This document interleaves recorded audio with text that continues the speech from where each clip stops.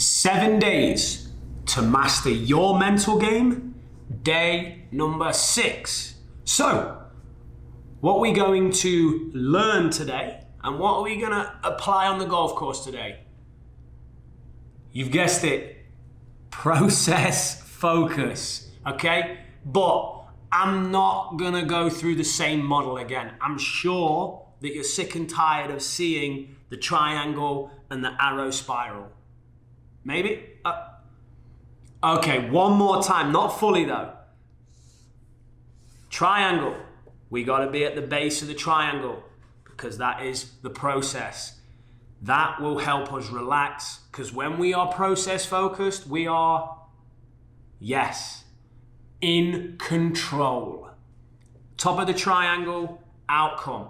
When we're at the top of the triangle, we are stressed because when we are focused on outcomes, such as score, such as winning, such as taking the money from our playing partner, such as getting into college, whatever it might be, correct.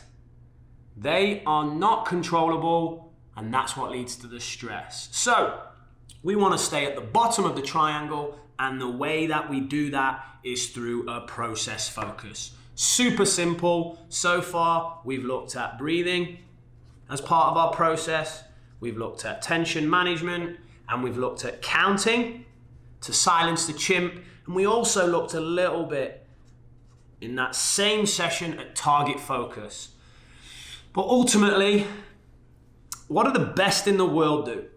What do the best in the world do to keep themselves at the base of the triangle? What is their process? It's simple. And I'm going to challenge you guys on this. Next time you watch the Golf Channel, don't just watch the player hit the ball.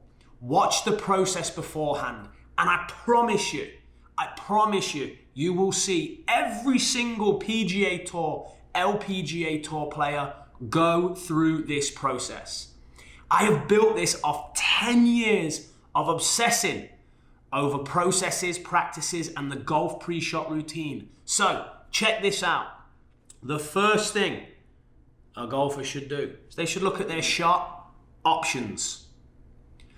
150 yards, if it was me, I'd have the option to hit solid 8 iron.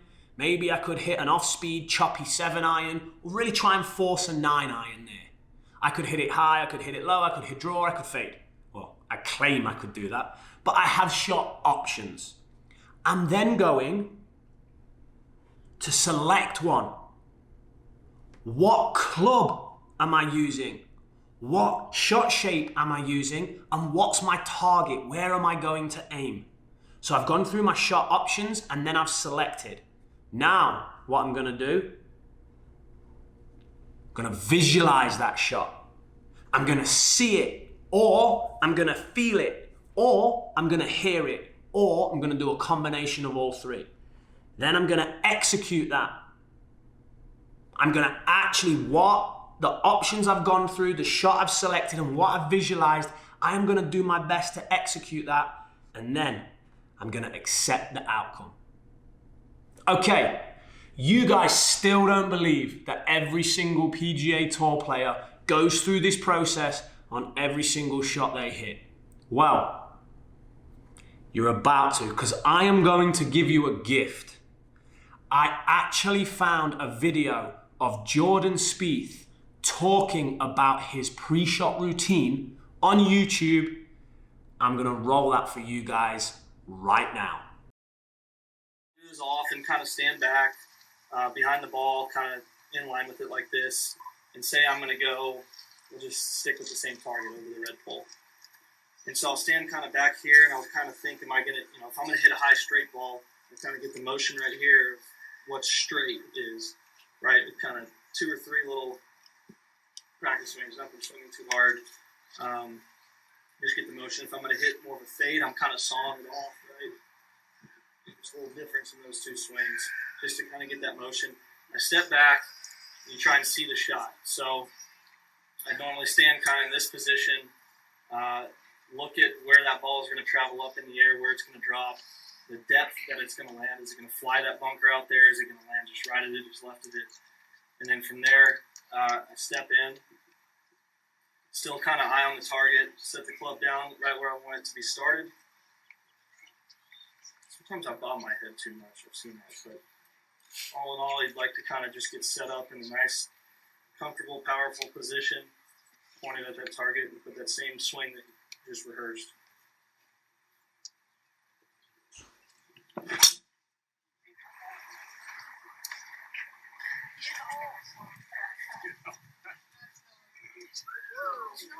That's the idea. So, there we have it.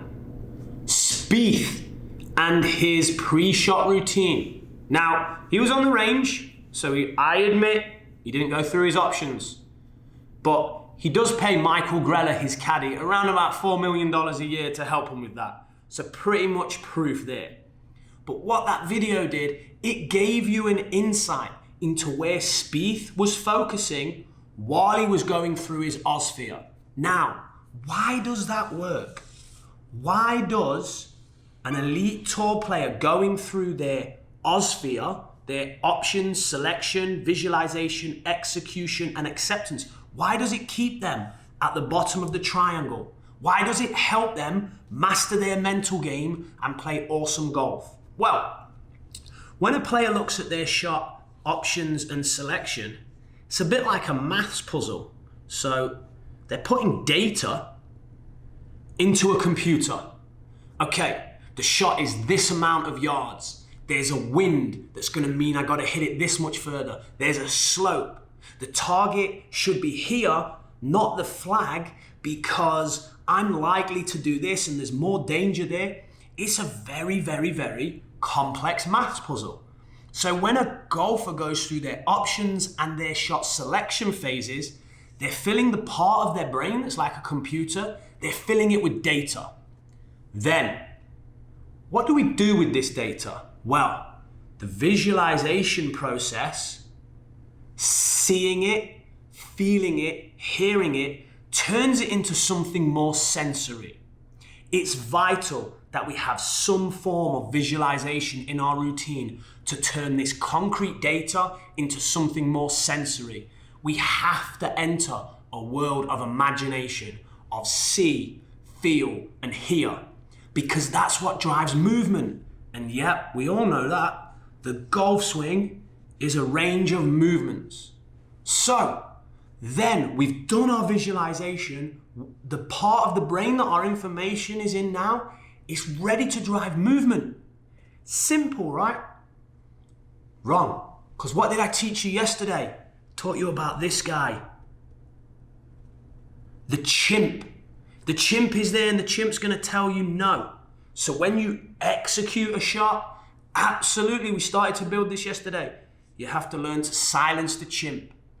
And now your brain is in the optimal position to move the body how you want it to move the golf club how you want it to move, and get closer to that ball flight you desire. Oh yeah, sorry, I forgot. Accept. That's basically how you're going to talk to yourself. What do you value? If you can value the process more than the outcome, I'm going to say that again because it's important.